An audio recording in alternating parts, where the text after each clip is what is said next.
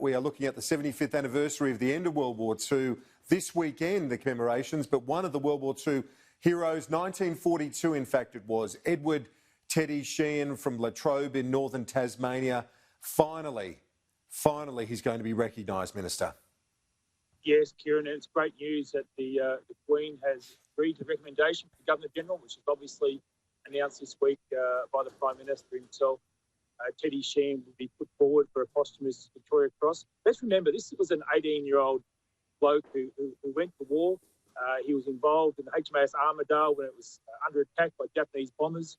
And he had the opportunity, when the order was given to abandon ship, as his mates went to the lifeboats, for some reason known only to himself, Teddy turned around, went back to the gun, strapped himself in. At that point, he was uninjured, but was wounded doing that, and then fired upon the Japanese bombers, damaging two of them severely, as we understand. And tragically, he went down with the ship, but in doing so, is credited with saving many of his mates' lives. So it's an incredible story. And, you know, it's there's been a lot of debate about the level of medallic recognition for Teddy Sheean, but Victoria Cross, I think, is a very fitting recognition of his service to our country.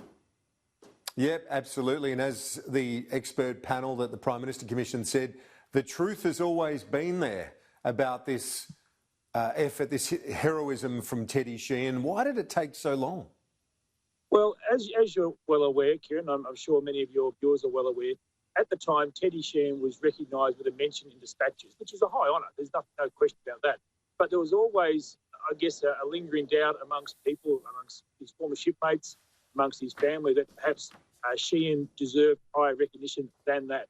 And so the independent tribunal inquiry, which reported back to me last year, recommended a VC. The Prime Minister, in his efforts to make sure, keep in mind, Kieran, we're talking about an incident 78 years ago, and the Prime Minister wanted to make sure that there were compelling reasons, that there had been some level of maladministration, and that eminent panel reported back only a matter of 10 days ago. And that's what led to the recommendation and the Queen's acceptance of that fact. So, look, I'm with you. It's taken a long time. It's taken a hell of a long time. But I spoke to the Chief of the Navy last night. He was very excited. He told me the family, Teddy Sheean's family, were ecstatic. And the Navy itself is very happy to have their first ever VC. Yeah, good point. It's the first ever VC for Navy. It's taken 80 years for this to happen, but it's historic in that sense as well, that it's the first one for the Navy, albeit they feel like they should have had a couple of recognitions in this sense over conflicts gone by, but this is the first one. I guess the nature of naval service, the whole ships company tends to be involved in any conflict. Makes it difficult to receive an individual honour like a Victoria Cross. But the Sheean example, where he had the opportunity to perhaps seek some level of safety with his mates in heading off on the lifeboats, and then went back, manned the gun, and fired upon the Japanese, and undoubtedly protected some of his mates in the water.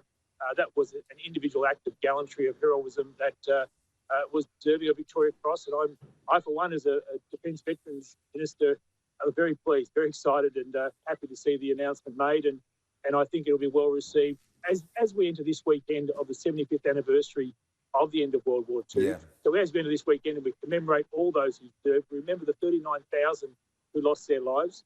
And luckily for us, we've still got about 12,000 World War II veterans still with us today. They're a good age now, Kieran. They're all in their 90s and some over 100.